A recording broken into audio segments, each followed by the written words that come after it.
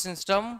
Circulatory system, रक्त परिसंचरण तंत्र। क्या चालू होने वाला है? रक्त परिसंचरण तंत्र, ब्लड सर्कुलेटरी सिस्टम। तो आज हमारा चालू होगा, होगी रिकॉर्डिंग चालू शुभम? हो गया? ठीक। तो आज हम पढ़ेंगे करंट पेज से सर्कुलेटरी सिस्टम, परिसंचरण तंत्र।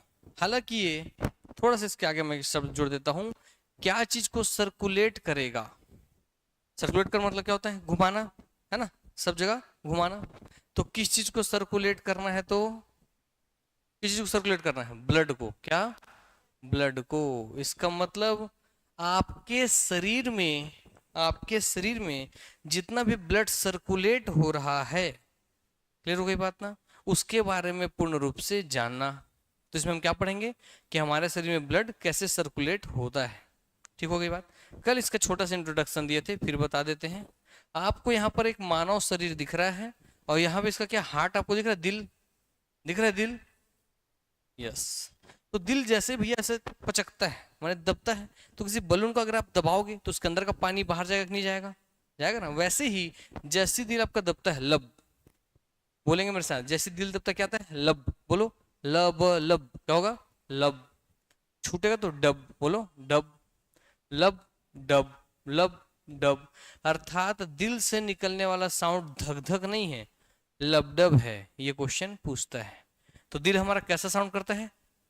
लब डब, नॉट अ धक धक, है ना। तो धक धक धड़ के जिया मोरा तोरे बिने जिया जाए ना रे, ऐसा कुछ भी चीज नहीं है। कैसा साउंड करता है दिल? लबडब लबडब लबडब लबडब। हो गया बात? यस। अब जैसे दिल दबेगा, पहला समझाते हैं, जैसे दिल फैलता है ना, तो शरीर का जितना अशुद्ध रक्त है वो आ जाता है यहाँ पर। ये दिख रहा है, एक छोटा सा नलिका दिख रहा है, यहाँ से आ जाता है आपके, यहाँ से फिर यहाँ आ जाता है, और यहाँ से एक छोटी नलिका और है, यहाँ पे एक देखिए नली जैसे दिख रहा है, एक नलिका है, यहाँ से ये ब्लड चल जाता है फेफड़े में। पूरा समझना, पूरा सिस्टम, ठीक है, फेफड़े में चल जाएगा। फेफड़े से इसमें ऑक्सीजन ऐड हो जाएगा। क्या ऐड हो जाएगा? ऑक्सीजन। ऑक्सीजन ऐड होना, फिर ये जो ऑक्सीजन वाला ब्लड है ये वापस आएगा। देखो ये वाला क्षेत्र दिख रही है, ये वाला चित्र दिख रहा है आपको, यहाँ से हिट हार्ट के इस वाले हिस्से में आएगा, और यहाँ से फिर आने का, फिर यहाँ के, फिर यहाँ देखिए एक छेद है, यहाँ से, यहाँ से शरीर के सभी हिस्सों में जाता है, हाथ में, सर में, कंधे में, पेट में, पेट दिख रहा पूरा जा रहा है। तो अगर हम ध्यान से देखें इस डायग्राम को, तो इस पूरे ब्लड सर्कुलेटरी सिस्टम में हमको पढ़ना क्या है सर? तो अब ध्यान से देखिए क्या पढ़ना है। तो क्या हमको इसमें हार्ट पढ़ना पड़ेगा? हार्ट, दिल पढ़ना पड़ेगा, है ना, क्योंकि पूरे शरीर में ब्लड को सर्कुलेट कौन कर रहा है? आपका दिल, है ना। दिल ही दब रहा है तो ब्लड सब जगह जा रहा है, दिल फैल रहा है तो सब जगह से ब्लड आ रहा है। ठीक हो गई बात है? यस। तो हमको एक सर पढ़ना है इसमें हार्ट, हृदय। ठीक हो गई बात? और सर इसमें हार्ट दब रहा है तो क्या चीज जा रहा है, बाहर निकल रहा है? ब्लड। क्या निकल रहा है? ब्लड। तो हमको इसमें और क्या चीज के बारे में पढ़ना है? ब्लड के बारे में पढ़ना है। रक्त बोलते हैं इसको, खून भी बोल देते हैं कई लोग, हालांकि खून नहीं बोलना, रक्त बोलना आप सब, ठीक। अब रक्त शरीर के सभी अंगों तक जा किसके माध्यम से रहा है? तो क्या ये आपको नलिका दिख रही है, ऐसे पाइप जैसी संरचना दिख रही है, बनी हुई है, दिख रही है कि नहीं दिख रही है?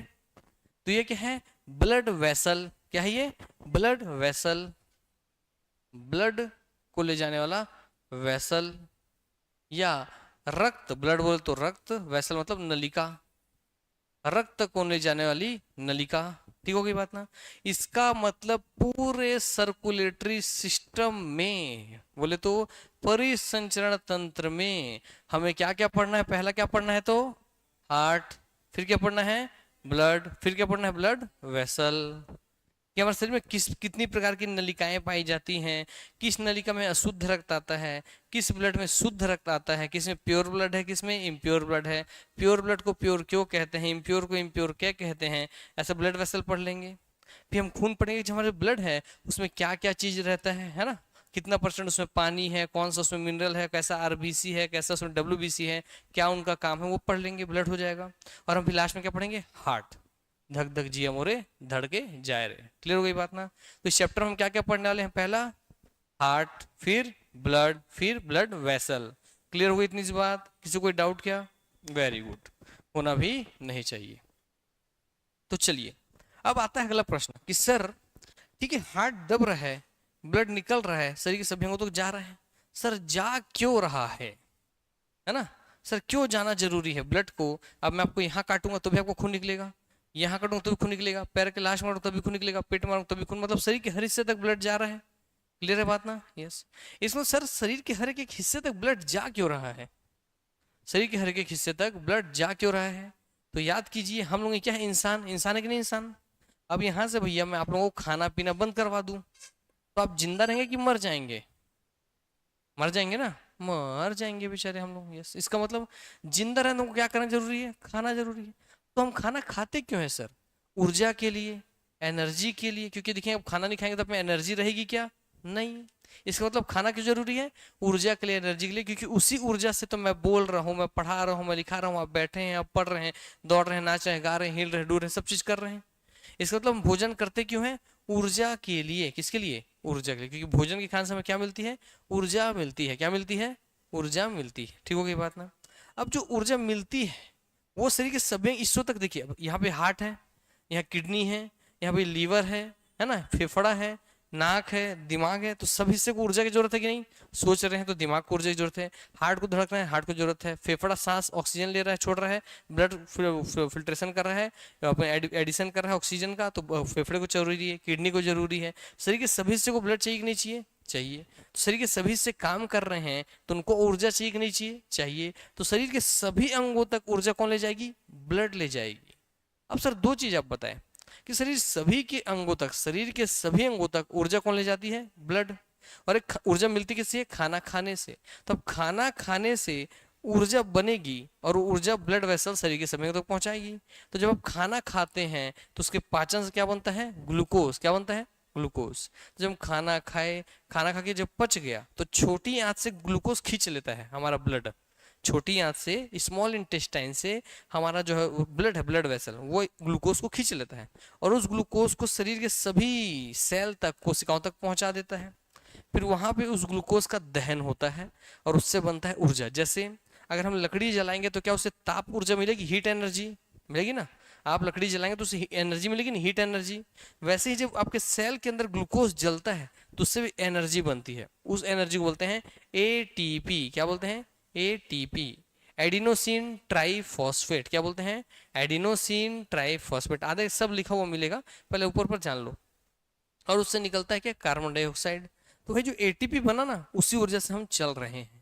इसका मतलब हमने भोजन खाया, उससे ग्लूकोज बना, ग्लूकोज को छोटी आंत से ब्लड ने खींचा और ब्लड ने उसको ले जाके सेल, शरीर के सभी अंगों तक, सभी सेल को दे दिया और उससे ऊर्जा बन गया। इसलिए शरीर के सभी अंगों में ऊर्जा बन गई और शरीर के सभी अंग काम कर रहे हैं। समझ में आ गई बात ना?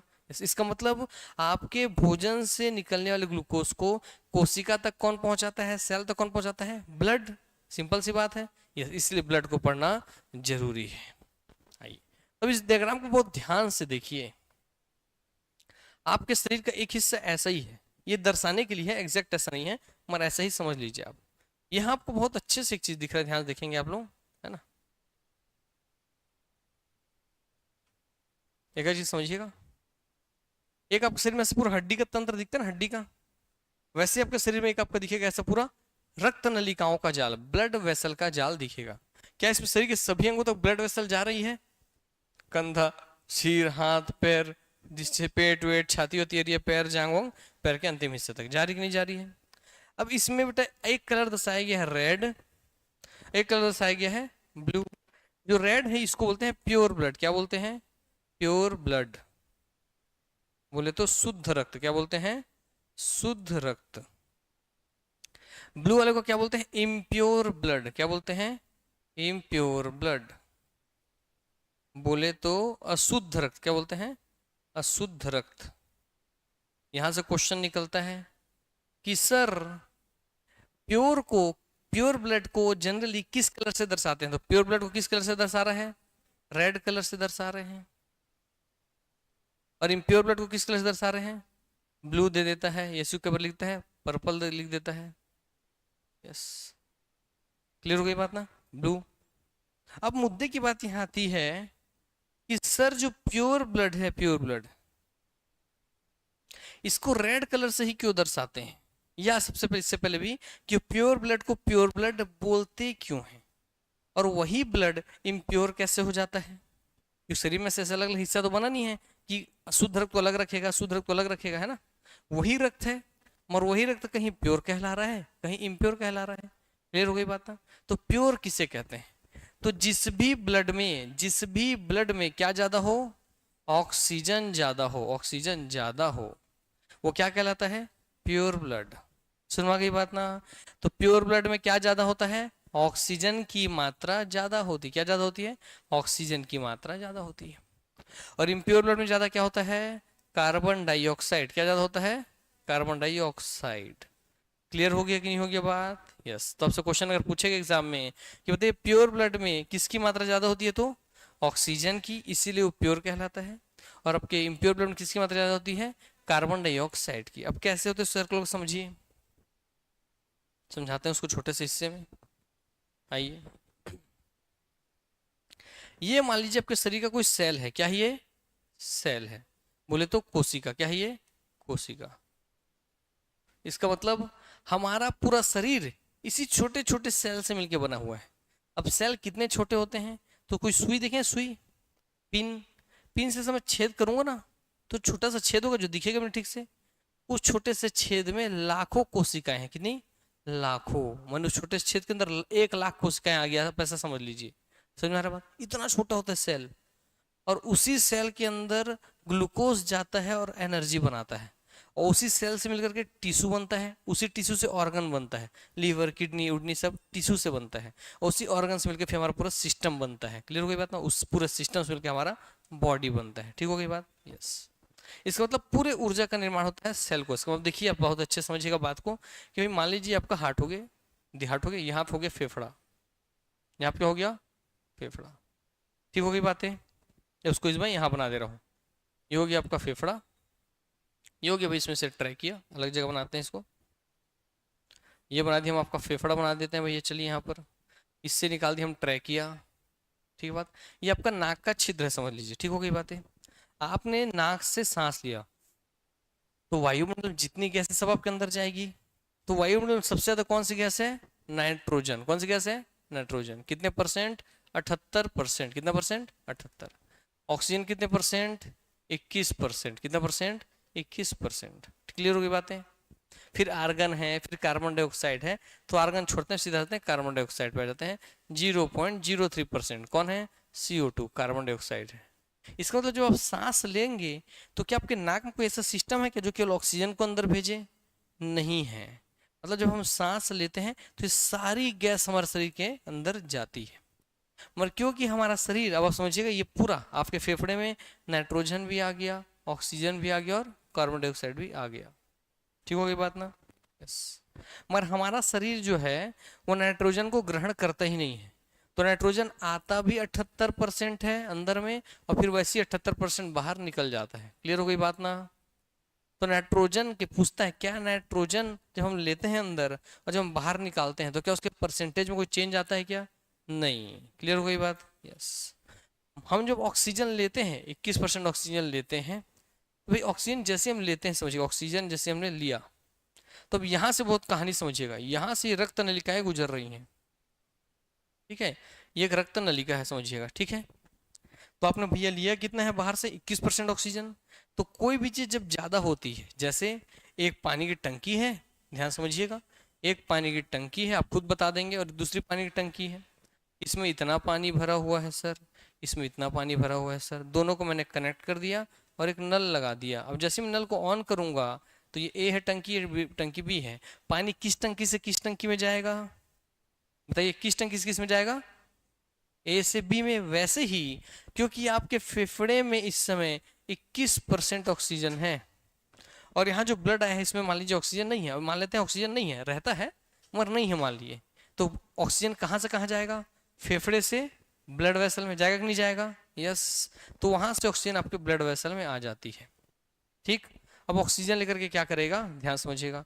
अब ये जो ब्लड वेसल है ये इसको लेकर के चल जाएगा एक सेल के पास। किसके पास लेकर चल जाएगा? एक सेल या कोशिका के पास। ये हो गया एक हिस्सा। और ले जाकर के यहाँ जो ऑक्सीजन लिया है इसको ला करके यहाँ पे दे देगा कि ये लो पकड़ो ऑक्सीजन। उसका कुछ ने ऑक्सीजन दे दिया ना आपकी रक्त नलिका ने। क्लियर हो गई बातें। अब हम जो भोजन खा रहे थे, हमारे मुंह है, हमने भोजन खाया, भोजन आया छोटी आंत में, पाचन हुआ, यहाँ से रक्त नलिका, यहाँ से रक्त नलिका आपकी छोटी आंत से, समझ लीजिएगा ये छोटी आंत मान लेते हैं, तो यहाँ से यही रक्त नलिका, यही रक्त नलिका क्या खींच लेती है? ग्लूकोज। क्या खींच लेती है? ग्लूकोज। क्या खींच लेती है? ग्लूकोज।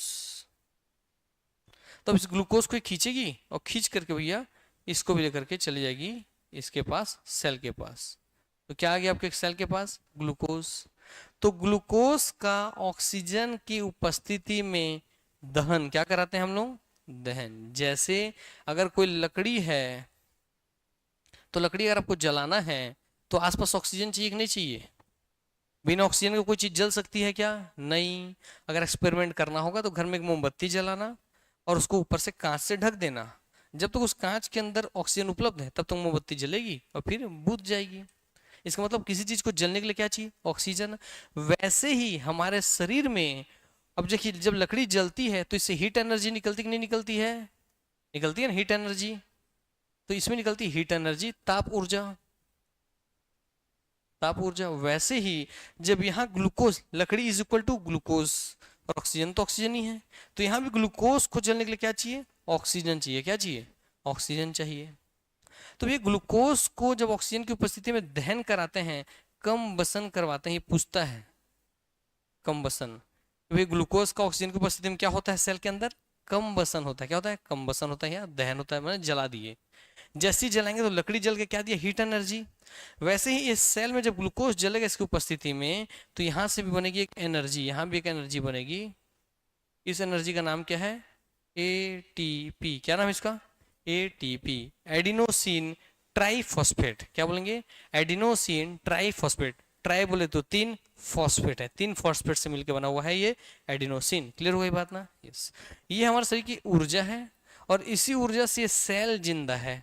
अब मान लो ये सेल दिल का है तो दिल जिंदा है, लीवर का है तो लीवर जिंदा है, किडनी का है किडनी जिंदा है, आंख में आंख का है आंख जिंदा है। इस तरीके से हर एक सेल में ऊर्जा बन रहा है और आपका शरीर का सभी हिस्सा काम कर रहे हैं। क्लियर हो गई बात ना? यस। अब ऊर्जा जब बनता है तो यहाँ आपके जैसे यहाँ पे लकड़ी जब जला, हीट बन गया, तो क्या यहाँ पे धुआं निकलता है? धुआं, धुआं निकलता है कि नहीं निकलता है? पूरा लकड़ी वाला कॉन्सेप्ट याद रखना। वैसे जब धुआं में क्या होता है? Carbon dioxide. क्या होता है धुआं में? Carbon dioxide. वैसे ही यहाँ जब ग्लूकोज जलेगा तो यहाँ से भी क्या निकलता है? Carbon dioxide. क्या निकलता है? Carbon dioxide. और हम बताइए, हम इंसान ऑक्सीजन लेते हैं कि कार्बन डाइऑक्साइड लेते हैं? ऑक्सीजन। तो कार्बन डाइऑक्साइड का हमारे शरीर में कोई काम है क्या? नहीं। तो कार्बन डाइऑक्साइड का क्या करना पड़ेगा? बाहर निकालना पड़ेगा। तो इस कार्बन डाइऑक्साइड को ये रक्त नलिका आगे बढ़ेगी, यहाँ से कार्बन डाइऑक्साइड को ले लेगी अपने में और लेकर के आगे बढ़ेगी ऐसे, लेकर के आगे बढ़ेगी ऐसे, देखिए ऐसे, और यहाँ से इस कार्बन डाइऑक्साइड को लेकर के जाएगी। और आप खुद बताइए, यहाँ पर कार्बन डाइऑक्साइड जो हमने सांस लिया था उसमें कितना % कार्बन डाइऑक्साइड है? 0.03। यहाँ जो कार्बन डाइऑक्साइड आया हमारे सेल से बन के वो रहता है 3 से 4% के बीच। तो अब आपका कार्बन डाइऑक्साइड कहाँ जाएगा? रक्त वाहिका से फेफड़े में जाके जहाँ ज्यादा होता है वहां से कम की ओर जाता है। टंकी वाला कॉन्सेप्ट है ना? हाँ। तो यहाँ से आपके रक्त नलिका से ये चल जाएगा किसमें? आपके फेफड़े में। फेफड़ा जब आपको पचकेगा तो यहाँ से कार्बन डाइऑक्साइड निकल जाएगा बाहर और एक कार्बन डाइऑक्साइड ले लेगा कौन? पेड़ पौधा, और वो कार्बन डाइऑक्साइड वो लेकर के हमको दे देगा ऑक्सीजन। ठीक हो गई बात? पूरा सर्कल समझ में आया? अब यहाँ पूरा बारीकी से ध्यान को समझने की बात है कि सर इस सिक्का के बाद जो रक्त नलिका एक ही थी, रक्त नलिका एक ही है, मगर जो रक्त नलिका कार्बन डाइऑक्साइड वाले खून को लेके जा रही है वो तो कहला गई इम्प्योर ब्लड वाली। क्या कहला गई वो? इम्प्योर ब्लड वाली ब्लड वेसल। क्लियर हो गई बात ना? और जो रक्त नलिका यहाँ से ऑक्सीजन लेके जा रही थी कोशिका तक वो क्या कहला रही है? प्योर ब्लड वाली रक्त नलिका। क्या कहला रही है? प्योर ब्लड वाली रक्त नलिका। तो क्या पूरा समझ में आया? पूरा कॉन्सेप्ट कैसा हो रहा है? हम खाना क्यों खाते हैं? ग्लूकोज के लिए। सांस क्यों लेते हैं? ग्लूकोज के दहन के लिए, ऑक्सीजन के लिए। अब इसमें मेजर फैक्टर क्या है कि अगर सर सेल यहाँ पर है, पाचन तंत्र भी यहाँ पर है, फेफड़ा भी यहाँ पर है, अब अगर मैं ये रक्त नलिका हटा दूं तो क्या एनर्जी बनेगी शरीर में? बनेगी? क्या कोई चीज ग्लूकोज लेके जा पाएगा? नहीं। क्या कोई ऑक्सीजन लेके जा पाएगा? नहीं। यस, इसका मतलब क्या आप जिंदा रहेंगे? नहीं। इसीलिए अब यहाँ से लेके क्या जाती है, तो सर पहला ऐसा ही है, रक्त नलिका, ये अपने में लेके क्या जाती है, ब्लड, और कैसे लेके जाती है, पंप करता है हार्ट। इसलिए हमको ब्लड सर्कुलेटर में क्या क्या पढ़ना है, हार्ट पंप किया ब्लड, किसमें पंप किया, रक्त नलिकाओं में, ब्लड वेसल में। क्लियर हो गई ये बात ना? यस। इसलिए इसमें हम 3 चीज पढ़ते हैं। अब आपको ये क्लियर हो गया। अब आपको समझ में आ गया ब्लू वाला क्या है, रेड वाला क्या है। ब्लू वाले में क्या ज्यादा है, कार्बन डाइऑक्साइड। रेड वाले में क्या ज्यादा है, ऑक्सीजन ज्यादा है। यस। अब आगे समझिए। अब जो डॉक्टर इन्हीं सभी चीजों का अध्ययन करेगा, जैसे अभी आप अध्ययन कर रहे हैं इसको समझने का, तो जो डॉक्टर इस चीज का अध्ययन करेगा तो इस पूरे सिस्टम को बोलते हैं कार्डियोवास्कुलर सिस्टम। क्या बोलते हैं, कार्डियोवास्कुलर सिस्टम। क्या बोलते हैं, कार्डियोवास्कुलर सिस्टम, अर्थात परिसंचरण तंत्र, सर्कुलेटरी सिस्टम, जिसे कार्डियोवास्कुलर सिस्टम भी कहा जाता है, एक अंग प्रणाली है, रक्त का संचरण लाना ले जाना करती है। सुन रहा की बात ना? तो कोई आपसे बोल दे कि जितनी रक्त नलिका है, ये ब्लड सर्कुलेटरी सिस्टम का अध्ययन क्या कहलाता है, कार्डियोवास्कुलर सिस्टम। क्या कहलाता है, कार्डियोवास्कुलर सिस्टम। अब एक यहाँ से एक ट्रिक बता रहा हूं, जहां भी आपको शब्द कार्डियो दिखे, कार्डियो, समझ जाना वो संबंधित किससे है, हृदय से। किससे संबंधित है, हृदय से या हार्ट से। जैसे हम एक बोलते हैं शब्द ईसीजी, इलेक्ट्रोकार्डियोग्राफी, तो इलेक्ट्रिक सिग्नल का प्रयोग करके आपके हार्ट का ग्राफ बनाएगा, इलेक्ट्रोकार्डियोग्राफी। सुनना की बात ना? यस। तो जहां कार्डियक अटैक, हार्ट अटैक का नाम है कार्डियक अटैक, क्या बोलते हैं उसको, कार्डियक अटैक। तो कार्डियक शब्द किससे जुड़ा हुआ है, हार्ट से, तो कार्डियक अटैक को ही बेटा बोलते हैं क्या, हार्ट अटैक। सुना कि इसका मतलब कार्डियो शब्द किससे जुड़ा हुआ है, हार्ट से जुड़ा हुआ है। ठीक हो गई बात है ना? Yes, very good. आइए अब आगे बढ़ते हैं। इस ब्लड सर्कुलेटरी सिस्टम के अध्ययन को क्या कहते हैं, कार्डियोवास्कुलर सिस्टम। ठीक हो गया? तो इसे क्या कहते हैं, कार्डियोवास्कुलर सिस्टम कहते हैं। अध्ययन को नहीं, इसे क्या कहते हैं, cardiovascular system. The circulatory system, also called the cardiovascular system, is an organ system that permits blood to circulate. blood को सब जगह शरीर के अंगों तक ले जाता है वो। तो सबसे पहले क्या क्या हिस्से बताइए, हमारा ब्लड, दूसरे हिस्से क्या हमारा हार्ट, तीसरे हिस्से क्या हमारा ब्लड वेसल। तो जितना भी आप तो बोल रहा था, सुना रहा था, सब पीडीएफ में दिया हुआ है। क्लियर हो गई बात ना? यस। तो आपको रटना नहीं है, सब इसमें दिया हुआ है, लिखना नहीं है, इसी को पढ़ के जाना एग्जाम में, सब काम यह भी खत्म। ठीक, आइए आगे बढ़ते हैं। ध्यान से देखिएगा। अब इसको जूम करता हूं मैं एक बार। जूम करके हम पहले किसको देखते हैं, ब्लड को। किसको देखेंगे हम पहले, ब्लड को देखते हैं सर। ठीक, तो आपसे यहीं पे बहुत सारी चीजें समझने के लिए है। ये छोटे से डायग्राम में बहुत सारा चीज समझने का है, यहाँ से बहुत सारा प्रश्न यहीं से निकल जाता है।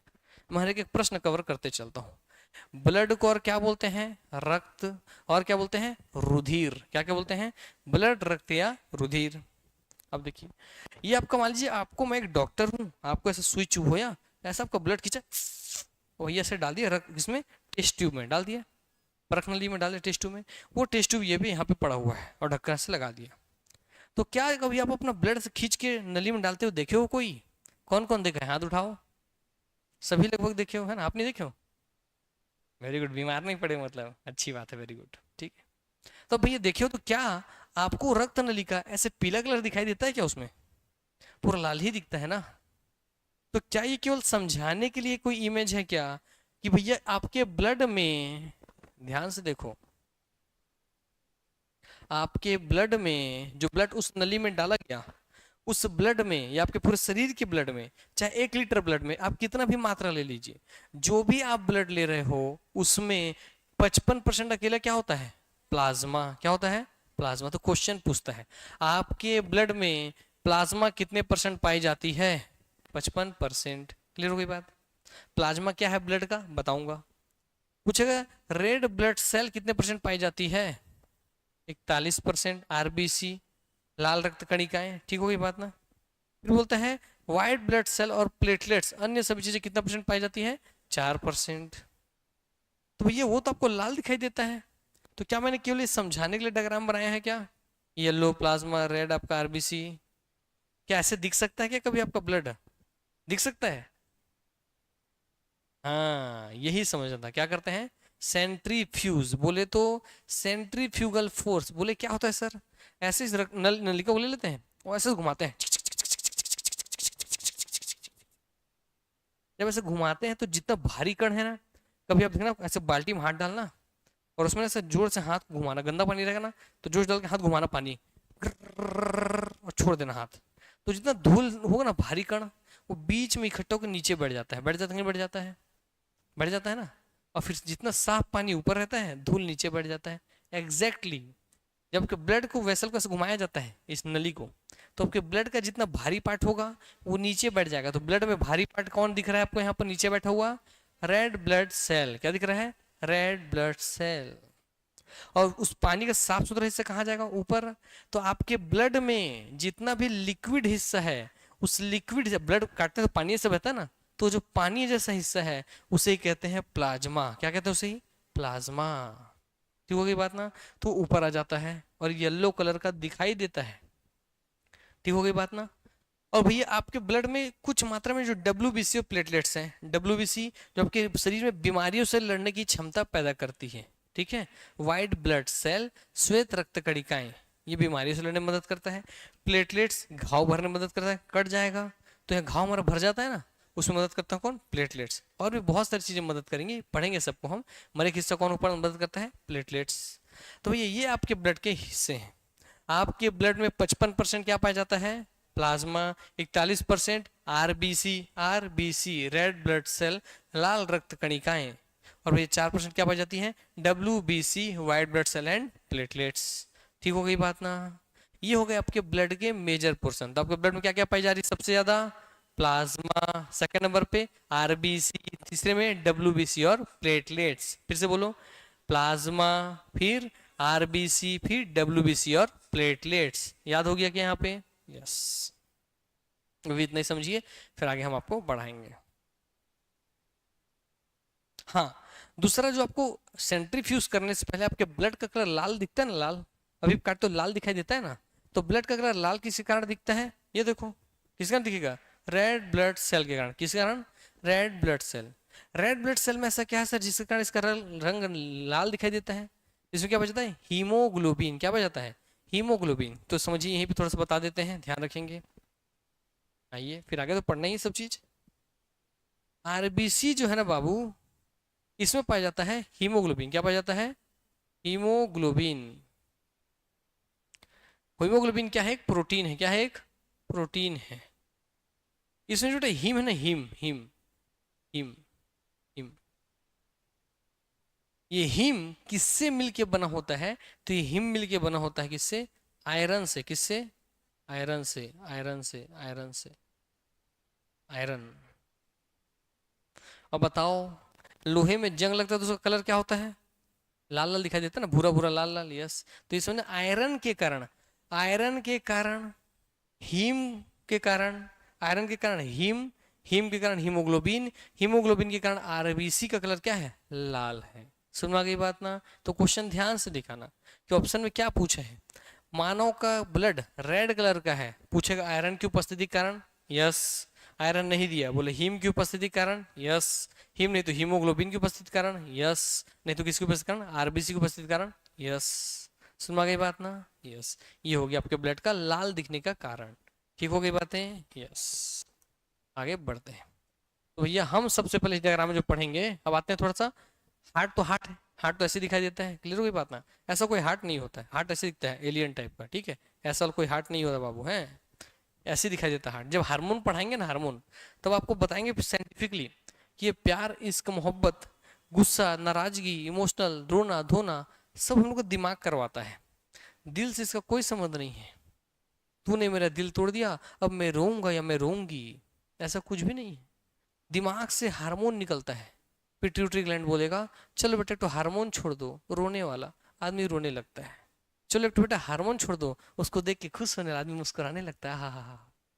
इसका मतलब love is nothing, love is nothing but a chemical reaction. प्यार कुछ नहीं सिवाय एक रासायनिक अभिक्रिया के। अगर मैं आपके दिमाग से निकलने वाले उस रस को रोक दूं, उस हार्मोन को रोक दूं, तो आपको कभी किसी से प्यार महसूस ही नहीं होगा। इसलिए देखिए कई लोग बोलते हैं कि यार एकदम पत्थर दिल औरत है, पत्थर दिल आदमी है, इसका दिल ही नहीं पिघलता, इसके अंदर कोई इमोशन ही नहीं है, उसके अंदर वो हार्मोन की मात्रा कम है, इसलिए वो कठोर हो गया है। समझ में आ गई बात ना? इसका मतलब उसके में केमिकल लोचा है बेचारे के में। ठीक हो गई बात ना? यस, इसलिए ध्यान रखना, प्यार इसका मोहब्बत चक्कर में नहीं पड़ना, सोना मोना जादू टोना ये सब केमिकल रिएक्शन है। ठीक है। अब आते हैं भैया अगला हिस्सा है, हार्ट के बाद आता है ब्लड वेसल। क्या जाता है? Blood vessel. ब्लड वेसल को ध्यान से देख लो, इसमें जो लाल दिखता है उसमें कौन सा रक्त रहता है? शुद्ध क्या शुद्ध? प्योर या इम्प्योर? प्योर। ब्लू में कौन सा रहता है? प्योर या इम्प्योर? इम्प्योर। प्योर में कौन सा होता है? ऑक्सीजन की कार्बन डाइऑक्साइड? ऑक्सीजन। इम्प्योर में कार्बन डाइऑक्साइड। इसीलिए याद रखना कि शुद्ध रक्त ले जाने वाली रक्त नलिका को क्या कहते हैं? आर्टरी कहते हैं। क्या कहते हैं? आर्टरी। क्या कहते हैं? आर्टरी कहते हैं। क्या बोलते हैं? आर्टरी। बोले तो धमनी। क्या बोलते हैं? धमनी। बोले तो शुद्ध रक्त ले जाएगा, बोले तो प्योर ब्लड ले जाएगा। और यही एक बहुत बड़ा कॉन्सेप्ट दूंगा भी आपको, उसको याद रखना, फिर जीवन में कंफ्यूजन नहीं होगा। एग्जाम के दिन बहुत कंफ्यूजन करता है वो। ठीक है। फिर यही वेन, क्या है ये? वेन। वेन को क्या बोलते हैं? सीरा। क्या बोलते हैं? सीरा। क्या ले जाता है? Impure blood. क्या ले जाता है ये? Impure blood. बोले तो अशुद्ध रक्त। क्या ले जाता है? अशुद्ध रक्त। Yes sir. इसको क्या कहते हैं? अशुद्ध रक्त ले जाने वाले को सीरा या वेन कहते हैं।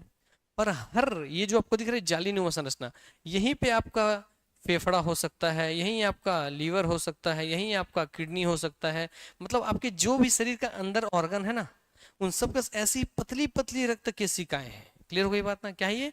पतली पतली। ये देखिए मोटा है, शरीर में देखिए सर मोटा है। इन दोनों मोटे और पतले के बीच में पूरा जाली जो बना हुआ है ना, जाली, ये जाली आपके हर शरीर के हर एक सेल से जुड़ी हुई है। क्लियर हो गई बात ना? तो आपके ब्लड के शरीर के सभी सेल से ना तो आर्टरी जुड़ती है, नहीं वेन जुड़ती है। ये वो मोटी नलिका है जो भैया ऑक्सीजन लाने का काम करेगी खींच करके, और आपका ग्लूकोज लाने का काम करेगी। फिर उसको सेल के अंदर डालने के लिए, क्योंकि सेल पता है बहुत छोटा है, तो छोटे छोटे सेल के अंदर ले जाने के लिए उसको क्या चीज का जरूरत पड़ता है? कैपिलरी। क्या? कैपिलरी। इसको बोलते हैं ब्लड कैपिलरी। क्या बोलते हैं?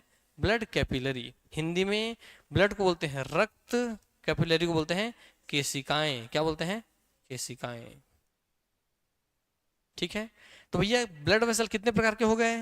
आर्टरी, धमनी शुद्ध 1, वेन सीरा इम्प्योर अशुद्ध 2, और क्या हो गया? ब्लड कैपिलरी रक्त किसका है? 3। तो रक्त किसके कितने प्रकार की हैं? 3 प्रकार की। कितने प्रकार की? 3 प्रकार की हैं। ठीक हो गई बात ना? अब आपको पता चलिए सर शरीर में जहां भी शुद्ध रक्त बह रहा है वो कौन लेके जा रहा होगा? आर्टरी। जहां भी अशुद्ध रक्त है वो कौन लेके जा रहा है? सीरा। और आपको बताइए क्या ये एक दूसरे से जुड़ी हुई नलिका ही है?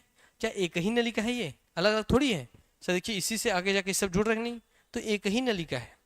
जब उसमें ऑक्सीजन ज्यादा था तो क्या था? आर्टरी कहलाता था। जब उसमें ऑक्सीजन कम हो गया, कार्बन डाइऑक्साइड ज्यादा हो गया, तो वही क्या कहला रहा है? वेन कहला रहा है। ठीक। क्योंकि तो ऑक्सीजन कम कैसे हुआ, कार्बन डाइऑक्साइड बढ़ा कैसे? तो ऑक्सीजन को किसने ले लिया? सेल ने ले लिया, ऊर्जा बना दिया, और ऊर्जा क्या बनाया? Carbon dioxide. उसको डाल दिया निकालने के लिए शरीर से।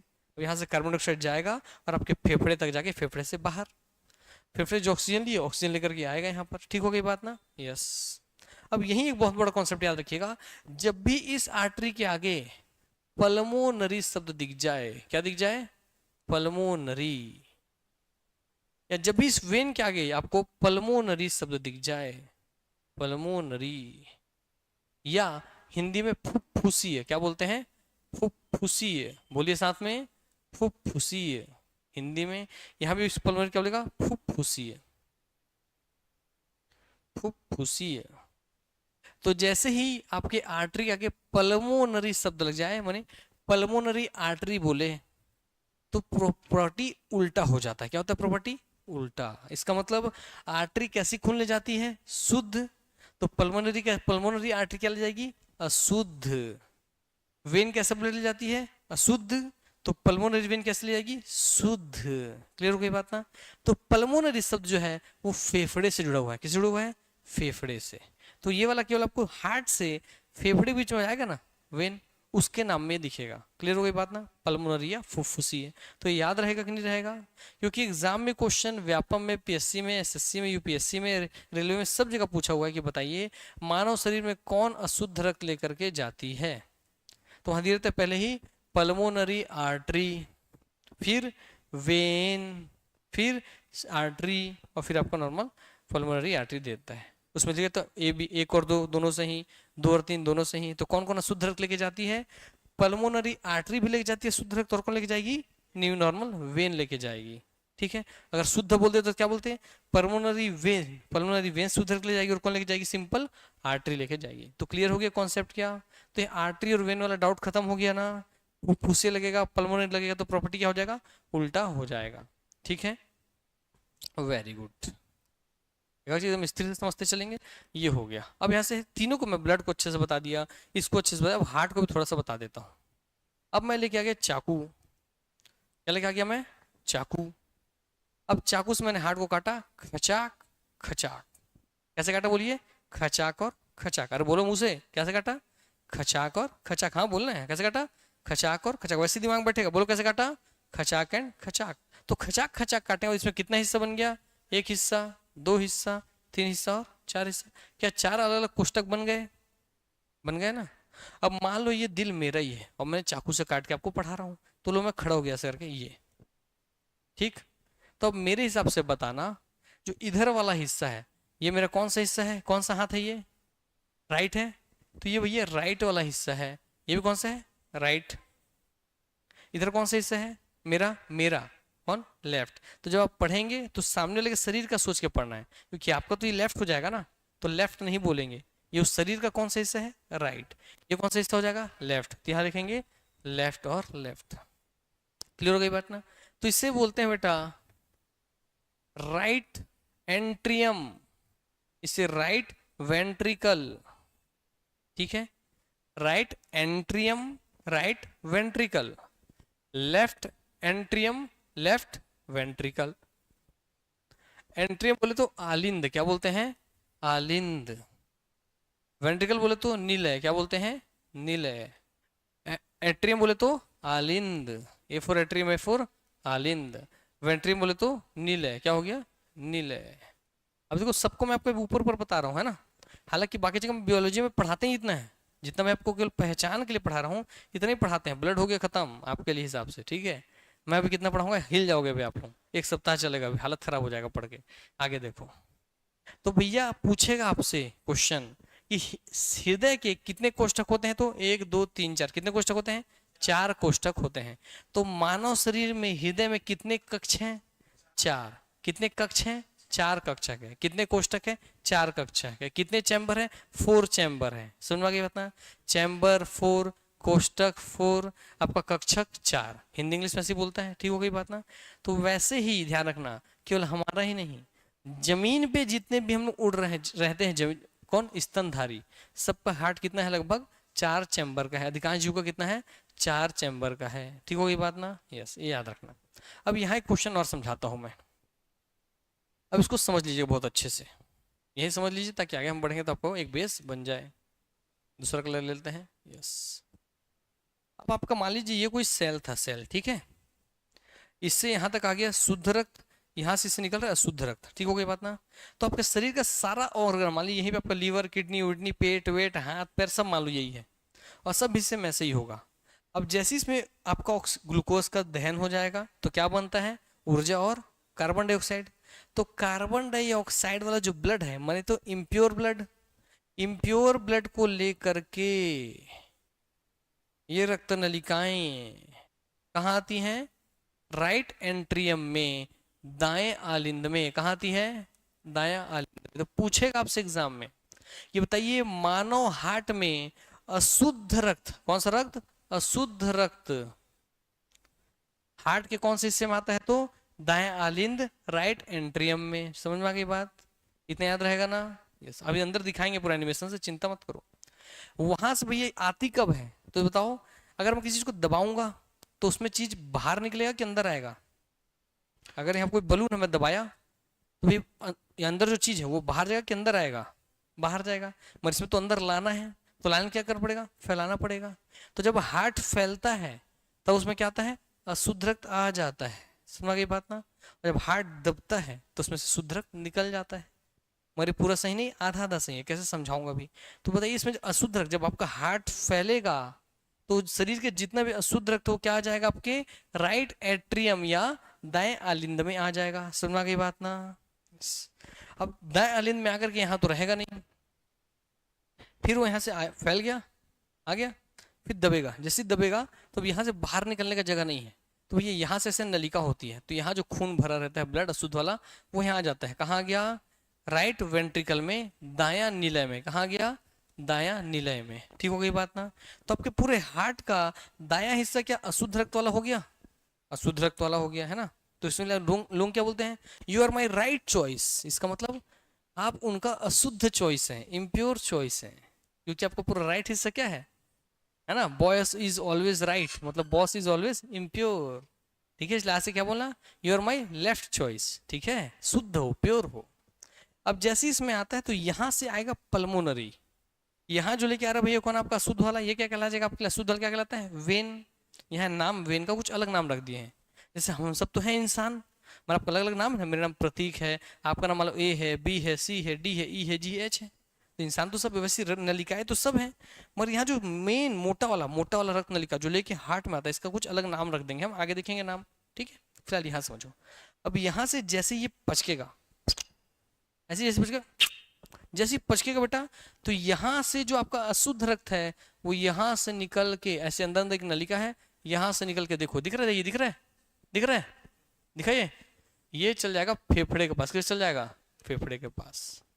क्लियर हो गई बात।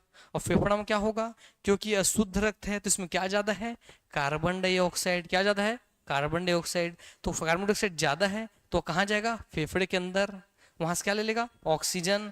तो यहाँ से फेफड़ा इसमें कार्बन डाइऑक्साइड डाल देगा और इससे इसमें क्या मिल जाएगा, ऐसे जब निकलेगा इसमें क्या डल जाएगा, ऑक्सीजन आ जाएगा। और ऑक्सीजन वाले ब्लड को लेकर के, प्योर ब्लड को लेकर के, तो क्या फेफड़े ने आपके अशुद्ध रक्त को शुद्ध रक्त बना दिया। कार्बन डाइऑक्साइड खींचे, ऑक्सीजन डाल दिया, तो क्या आपके अशुद्ध रक्त को शुद्ध रक्त बना दिया। इसलिए ब्लड प्योरिफिकेशन का काम बोले तो कौन करता है, एक आता है फेफड़ा और एक आता है किडनी, दोनों का नाम आता है। मगर याद रखना एग्जैक्टली कि ब्लड को प्योर सही मायने में फेफड़ा करता है, किडनी तो ब्लड फिल्टर करता है। क्या करता है, फिल्टर। हालांकि फिल्टर हम क्यों करते हैं किसी चीज को, प्योर करने के लिए ही। ये इसलिए हमेशा कंफ्यूजन करता है। मान लो आप चाय छान रहे हो, तो चाय में भैया आप छानते हो, छन्नी लगाते हो ना, क्यों छानते हो, ताकि चाय में जो चाय पत्ती अशुद्धि है वो ना जाए। तो अशुद्धि नहीं जाएगा तो आपका चाय क्या रहेगा, प्योर हो जाएगा। तो फिल्टर करते ही प्योर करने के लिए है। तो अगर भैया फेफड़ा ऑप्शन में ना रहे तो किडनी क्या करता है, ब्लड को फिल्टर करता है। और फिल्टर क्यों करता है, प्योर करने के लिए। मगर फेफड़ा और वो दोनों ऑप्शन में रहे और प्योर कौन करता है बोले तो क्या लेंगे, फेफड़ा। क्योंकि उसने क्या किया, आपके इम्प्योर ब्लड से कार्बन डाइऑक्साइड ले लिया और उसमें क्या डाल दिया, ऑक्सीजन। तो क्या उसने इम्प्योर ब्लड को प्योर बनाया। तो ब्लड प्योरिफिकेशन कौन करता है, लंग्स या फेफड़ा। वो ऑप्शन ना रहे तो क्या लेंगे, किडनी। समझ में आ गई बात क्या, यस। और दोनों रहे तो फिल्ट्रेशन बोलेगा तो क्या लेके चलेंगे, किडनी। ठीक, और प्योरिफिकेशन बोले तो क्या लेके चलेंगे, लंग्स। आगे बढ़ते हैं। अब यहाँ से ऑक्सीजन वाला ब्लड देखो यहाँ से आ जाएगा, यहाँ से निकलेगा और यहाँ से इस नलिका से घुसेगा अंदर, इन दोनों से घुसेगा अंदर। और यहाँ से भैया इसके अंदर आ गया, कहाँ आ गया, तो आपके लेफ्ट एंट्रियम में, बायां आलिंद में। कहाँ गया, बायां आलिंद में। कब आएगा, जब फैलेगा। फिर जब फैलेगा तो फिर इसके अंदर आ जाएगा, बायां आलिंद में कौन आ गया, शुद्ध रक्त। कौन आ गया, शुद्ध रक्त। फिर जब पचकेगा तो यहाँ से दब करके ये आ जाएगा आपके बाएं निलय में। कहाँ जाएगा, बायां निलय में, लेफ्ट वेंट्रिकल में। कहाँ जाएगा, लेफ्ट वेंट्रिकल। ठीक है बात ना, यस। और यहाँ से जब हार्ट आपका दबेगा तो यहीं से पूरा खेला खत्म, माने खेला चालू हो रहा है, खत्म नहीं। खेला चालू कैसे, जैसे ही दबेगा तो यहाँ से जितना शुद्ध रक्त है अब वो निकलेगा यहाँ से। देखो बड़े दिख रहे, बड़ा बड़ा छेद दिख रहे हैं यहाँ पे, ये बड़े बड़े छेदों से ये नीचे लेके जाएगा, यहाँ से भाई कुछ ऊपर लेके जाएगा, तो ये सर के ऊपर लेके जाएगा और ये जो है निकल रहा है शरीर के सभी अंगों तक लेकर के जाएगा। कौन, शुद्ध रक्त। क्या लेके जाएगा, शुद्ध रक्त। इस तरह से आपके शरीर के सभी कोशिकाओं तक शुद्ध रक्त आता है। यहाँ से कार्बन ऑक्सीजन दे देता है, कार्बन डाइऑक्साइड लेकर के फिर जाता है और यहाँ से फिर फेफड़े में जाता है, फिर ये पूरा सर्कल चलता है। अब क्या आप हार्ट के साथ ब्लड वेसल के साथ, ब्लड के साथ कोशिका और फेफड़े का संबंध समझ गए? समझ गए ना कि हम जिंदा कैसे हैं, शरीर में ऊर्जा कैसे बन रही है, हम सांस ले रहे हैं तो ऑक्सीजन क्यों ले रहे हैं, खाना खा रहे तो ग्लूकोज क्यों ले रहे हैं। क्लियर हो गई बात ना? यस, ये सब चीज आपको जिंदा रखने के लिए है। क्लियर हो गई बात? अब देखो आपका हार्ट अटैक हो गया, हार्ट धड़कना बंद कर दिया, तो ब्लड क्या शरीर के सभी अंगों तक पहुंचेगा? नहीं। तो ब्लड नहीं पहुंचेगा तो ग्लूकोज नहीं पहुंचेगा, ब्लड नहीं पहुंचेगा तो ऑक्सीजन नहीं पहुंचेगा, तो क्या आपके सेल ऊर्जा बना पाएगी? नहीं। तो ऊर्जा के बिना सब चीज मर जाएगा, तो जैसे सेल मरेगा ऑर्गन मर जाएगा, ऑर्गन मरेगा तो हम मर जाएंगे, इसलिए हम मर जाएंगे। क्लियर हो गई बात ना? यस, आगे बढ़ते हैं। आइए, जब आप इतना समझ लिए हैं तो आप पूरा ब्लड सर्कुलेटरी सिस्टम चैप्टर आज अभी इसी वक्त पढ़ करके खत्म हो गया। तो चलिए मिलेंगे नेक्स्ट क्लास में। अब आप सबकी होती है छुट्टी, ठीक है? चलो आगे बढ़ते हैं। तो अब ये हमारा चालू हो गया, यही हिस्सा मैंने आपको पूरा पढ़ाया है, ठीक? देख लीजिए, यही डायग्राम है, आपको उसी चीज को मैंने उधर पढ़ा दिया था, दिखा देता हूँ। देखो आपको क्लियरली बोल रहा है, इसी को जब आप समझ लिए हैं तो इसको अच्छे से समझ लीजिए।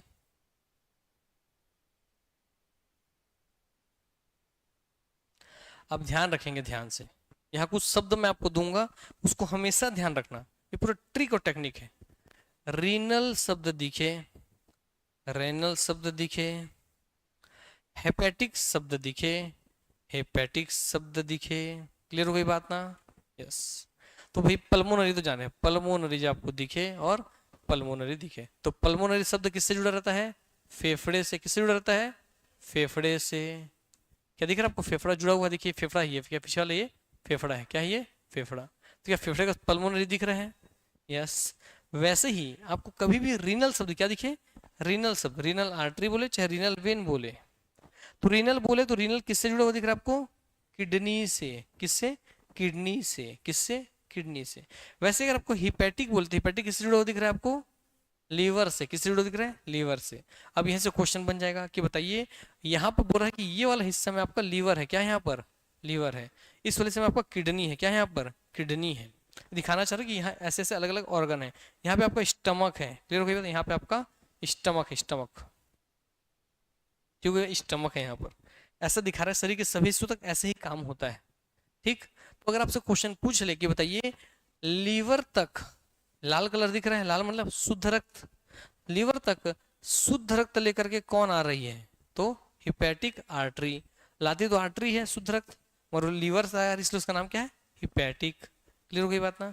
लीवर से अशुद्ध रक्त कौन लेके जाती है? तो अशुद्ध रक्त तो वेन लेती है, मगर क्या नाम आ जाएगा? Hepatic vein. क्लियर हो गई बात ना? वैसे ही पूछ रही है कि आपकी किडनी तक शुद्ध कौन लाता है? Renal artery. किडनी से शुद्ध कौन ले जाता है? Renal vein. समझ गई बात ना? ऐसे ही शरीर के सभी हिस्सों से खींचता है, तो रीनल शब्द दिखेगा तो किडनी से जुड़ा हुआ है, हिपैटिक शब्द दिखेगा तो लीवर से जुड़ा हुआ है, ये बात ध्यान रखना। और आपका पल्मोनरी शब्द दिखेगा किससे जुड़ा हुआ है? फेफड़े से। किससे जुड़ा हुआ है? फेफड़े से। देखिए आपको दिखा रहा है, ये रहा आपका हार्ट, ये रहा आपका दिल। ठीक हो गई बात ना? देखिए शरीर के सभी हिस्सों से अशुद्ध रक्त आया, अशुद्ध रक्त आया, अशुद्ध रक्त आया, अशुद्ध रक्त आया, और अशुद्ध रक्त आकर क्या एक बड़ी सी नलिका में जुड़ रहा है? एक मोटी सी नलिका में जुड़ रहा है। इस मोटी सी नलिका जिसमें शरीर का सभी अशुद्ध रक्त आता है, इसका नाम क्या है? Vena cava. क्या नाम है? Vena cava. क्या बोल रहे हैं? Vena cava. बोले तो महाशिरा। क्या बोलते हैं इसे? महाशिरा, क्योंकि शिरा में सबसे बड़ा है ये, इसे क्या बोलते हैं? इसे महाशिरा। क्लियर हो गई बात ना? इंग्लिश में वेना कावा, ठीक? अब वो मोटा सा कौन सा आपका नस है, आपके ब्लड वेसल है, जो भी आपका सबसे शुद्ध रक्त लेकर जाता है। तो देखिए सभी अंगों तक शुद्ध रक्त लाया, शुद्ध रक्त लाया, शुद्ध रक्त लाया, शुद्ध रक्त लाया, शुद्ध रक्त लाया, तो कौन लेकर के आ रहा है? एरोटा। क्या बोल रहे हैं? एरोटा। क्या बोल रहे हैं? एरोटा। इसे बोलते हैं महाधमनी। क्या बोलते हैं इसे? महाधमनी। तो शरीर के सभी हिस्सों तक मेन सबसे बड़ी धमनी कौन सी है? एरोटा। सबसे बड़ी शिरा कौन है? Vena cava. क्लियर हो गई बात ना? तो क्वेश्चन यहां से दूसरा बनेगा अब कि बताइए आपकी ये वेना कावा ही तो वो नलिका है ना जो हार्ट में अशुद्ध रक्त लेकर के आ रही है, तो आपके हृदय में अशुद्ध रक्त कौन लेकर के आती है? Vena cava. कौन लेकर आती है? Vena cava. बोलो कौन लेकर आती है? और आपके हार्ट से शुद्ध रक्त कौन लेकर के शरीर के सभी अंगों तक जाती है? एरोटा। ठीक, तो शरीर के सभी अंगों से अशुद्ध रक्त लेकर कौन जा रही है? Vena cava. शरीर हार्ट से शरीर के सभी अंगों तक शुद्ध रक्त लेके कौन आती है? एरोटा, महाशिरा और महाधमनी। क्या ये क्लियर हो गया इतना सा कॉन्सेप्ट? अब दूसरा कॉन्सेप्ट उल्टा कर देंगे। उल्टा करते हैं, देखिए ध्यान से। यहाँ का पूरा नीचे का कॉन्सेप्ट खत्म हो गया, इधर पूरा कॉन्सेप्ट खत्म हो गया है ना, बता दिए। अब ऊपर देखो, आपके जैसे यहाँ अशुद्ध रक्त आया तो अशुद्ध रक्त तो आपके हार्ट से अशुद्ध रक्त को फेफड़े तक, देखिए फेफड़ा है, फेफड़े तक लेके कौन जा रही है? Pulmonary artery. जबकि आर्टरी तो शुद्ध को ले जाती है, और उसका क्या लगा है? पल्मोनरी, तो वो क्या ले जाएगी? अशुद्ध। तो आपके दिल से फेफड़े तक अशुद्ध रक्त कौन लेके जाती है? पल्मोनरी आर्टरी, फुफ्फुसीय धमनी। क्या बोलेंगे? फुफ्फुसीय धमनी। और आपके फेफड़े से आपके हार्ट तक शुद्ध रक्त कौन लेके आ रही? शुद्ध रक्त कौन लेके आ रही? शुद्ध रक्त तो पल्मोनरी वेन, फुफ्फुसीय सीरा। क्या? फुफ्फुसीय सीरा। क्लियर हो गया क्या बात? तो क्या इस पूरे डायग्राम को आप अच्छे से समझ लिए कि नहीं समझ लिए? यस। तो समझना कि शरीर के सभी अंगों तक कैसे हो रहा है। तो देखिए, एक हो गया आर्टरी, एक हो गया वेन, बीच में जाली है, यही क्या है? Blood capillary. यही क्या है? Blood capillary. ठीक हो गई बातें? ऐसे है आपके शरीर के सभी अंगों में ऐसा सिस्टम पूरा बना हुआ है। ठीक है, यस। अब आगे चालू करेंगे। अभी केवल हम बेस बना रहे हैं, आपका बेस समझ में आ रहा है ना, कैसे पूरा काम कर रहे हैं तीनों चीज। अब आगे बढ़ते हैं, आइए। इसका जरूरत नहीं, A for artery, B for vein, coronary artery, coronary vein, इसका जरूरत नहीं है। आइए, अब जब हम भैया पढ़ रहे हैं तो मुद्दे की बात है, पहली बार दुनिया में कोई तो ऐसा व्यक्ति है जो ध्यान दिया होगा कि अरे हमारे शरीर में ऐसा भी कोई सिस्टम है। तो आपके शरीर के परिसंचरण तंत्र, सर्कुलेटरी सिस्टम की ओर जिसने सबसे पहले ध्यान आकर्षित किया, जिसने उसके बारे में बताया, वो कौन थे भैया? तो भाई साहब। कौन थे वो? भाई साहब बोल रहे हैं। भाई साहब का नाम क्या है? तो विलियम हार्वे। क्या नाम है? William Harvey. क्या नाम है? William Harvey. अब मैं हमेशा इसको भूल जाता था, फिर मैं दिमाग लगाया, हार्ले डेविडसन होता ना bike, Harley, William Harley, Harley Davidson. तो भाई जैसे हम हार्ले लेकर के रोड में कहीं घूमने निकल जाते हैं, तो वैसे ही हार्वे, हार्वे ब्लड लेके शरीर में रक्त नलिका में घूमने निकल जाता है। ऐसे मैं याद रखा था, अब आपको याद रखना है इसको। ऐसी क्लियर हो गई बात ना? तो भैया आपके शरीर में जो नलिकाओं में रक्त बह रहा है, जितना भी आप समझे, इसका कौन बताया था सबसे पहले? William Harvey. कौन बताया था? William Harvey. क्वेश्चन दूसरा, कब बताया था? 1628 में। कब बताया था? 1628 में। क्या उनकी मूछें थी? तो हाँ मूछें थी। ये प्रश्न नहीं पूछेगा। क्या बाल था? तो हाँ बाल भी था। तो ये भैया विलियम हार्वे, मैं ये बताना चाह रहा हूँ। ठीक हो गई बातें? तो पूछेगा भैया बताइए कि किसने आपके परिसंचरण तंत्र, सर्कुलेटरी सिस्टम के बारे में भैया सबसे पहले बताया? तो विलियम हार्वे ने। कब बताया? 1628 में। कब बताया? 1628 में। यस। अब बोलेगा भैया कि ठीक है सर, आपका सर्कुलेटरी सिस्टम हो गया। सर्कुलेटरी सिस्टम को किस नाम जानते हैं? Cardiovascular system. क्या बोलते हैं? कार्डियोवास्कुलर। सबसे शुरू में ही बताया था आज, कार्डियोवास्कुलर सिस्टम। अब सर सर्कुलेटरी सिस्टम है, वेस्कुलर सिस्टम, कार्डियोवास्कुलर सिस्टम के बारे में अगर कोई बैठ के पढ़ रहे हैं डॉक्टर, तो जो पढ़ते हैं उसे क्या कहते हैं? एंजियोलॉजी। क्या कहते हैं? एंजियोलॉजी। तो सर्कुलेटरी सिस्टम के स्टडी को, परिसंचरण तंत्र के अध्ययन को क्या कहते हैं? एंजियोलॉजी कहते हैं। क्या कहते हैं? एंजियोलॉजी। याद रहेगा, क्या कहते हैं?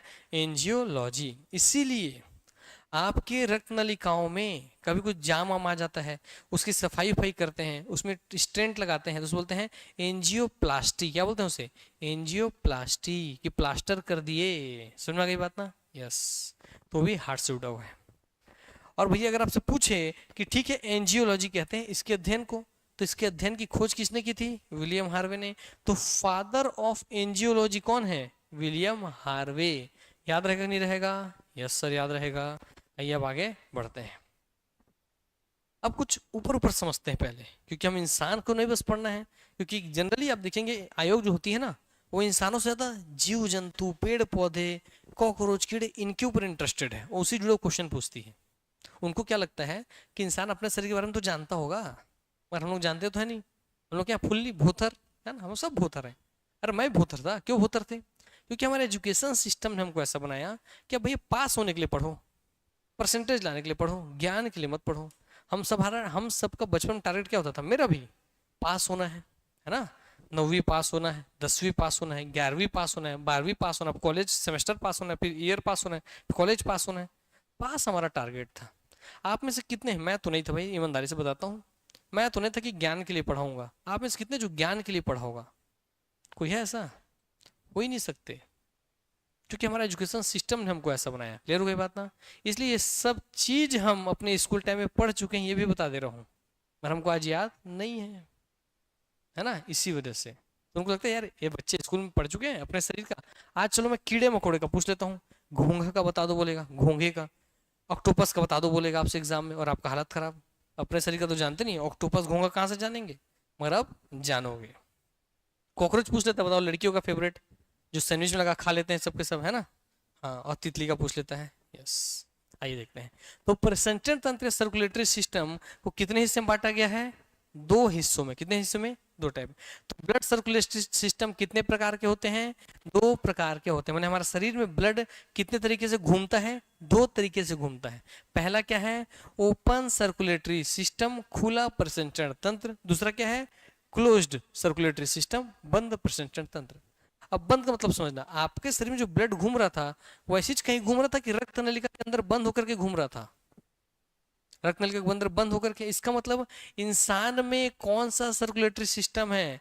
क्लोज या ओपन? कौन सा है? क्लोज।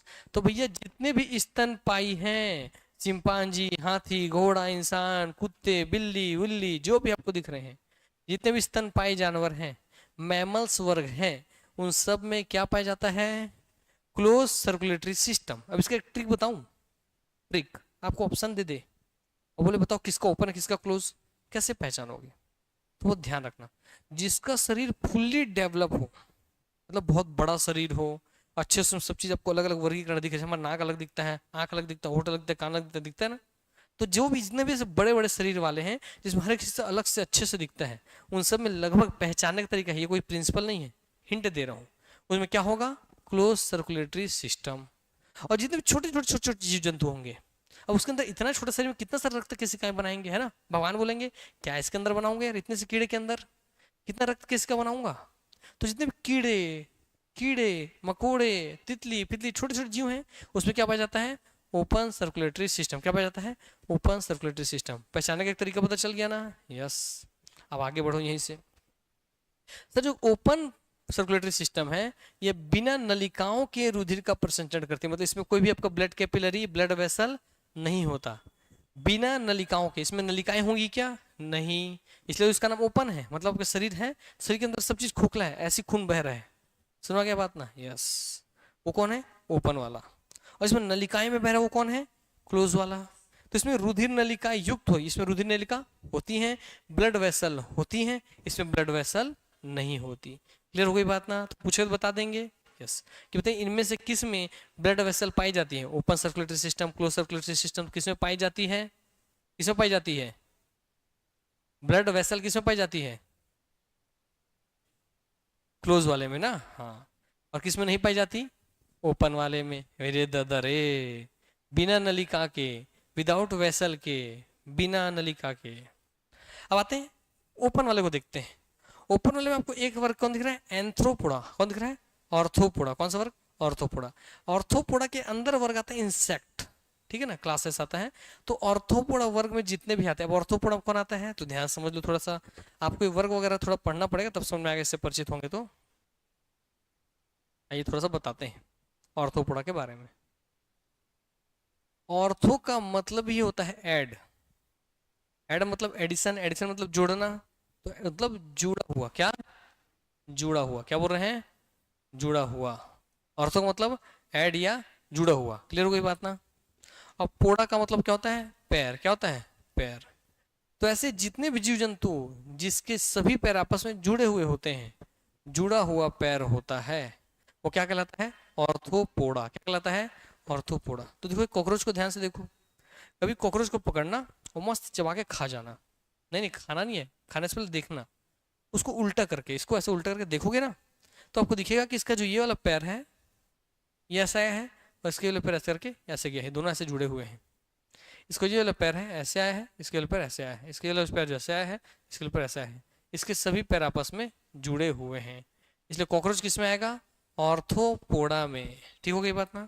और ऑर्थोपोडा किस में आएंगे, ओपन सर्कुलेटरी सिस्टम की close circulatory system, open circulatory system. इसमें रक्त नलिका होगा क्या, नहीं होगा सर। वैसे ही तितली भी छोटी सी है, इसके भी जो पैर हैं आपस में जुड़े रहते हैं, ये क्या होगी, ऑर्थोपोडा वर्ग में ही आएगी। ठीक, तो भैया बदसूरत जिसको आप मानते हैं, एक खूबसूरत मानते हैं, दोनों भैया ऑर्थोपोडा वर्ग में ही आते हैं। ठीक हो गई बात ना, यस।